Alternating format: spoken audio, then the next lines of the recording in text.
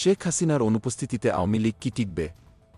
Shocking উত্তর জানুন। বাংলাদেশের রাজনীতি এখন এক ভয়ঙ্কর মোড় নিয়েছে, আর এর কেন্দ্রবিন্দুতে রয়েছে আওয়ামী লীগ। গত বছরের ৫ আগস্ট ছাত্রজনতার অভ্যুত্থানে শেখ হাসিনা কিভাবে গা ঢাকা দিয়ে ভারত পালিয়েছিলেন। এরপর শুরু হয় একের পর এক আতঙ্কের ঘটনা।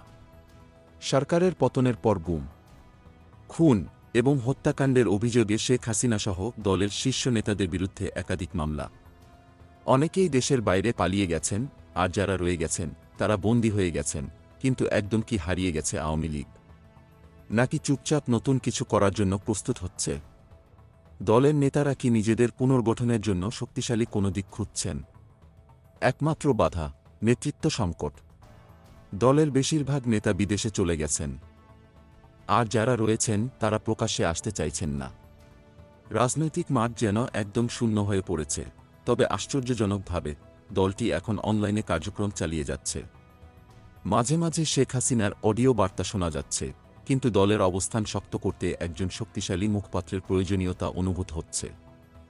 এমন একজন মুখপাত্র যিনি দলের নেতাকর্মীদের একত্রিত রাখবেন এবং দলকে এগিয়ে নিয়ে যাবেন। সবচেয়ে বড় প্রশ্ন, শেখ হাসিনার অনুপস্থিতিতে আওয়ামী লীগের রাজনীতি কি কার্যকরভাবে চলবে?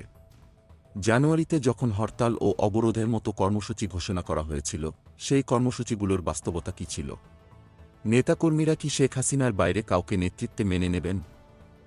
এবার আওয়ামী লীগ কি নতুন নেতৃত্বের পথে যাবে, নাকি পুরনো নেতৃত্বকেই আঁকড়ে ধরে থাকবে?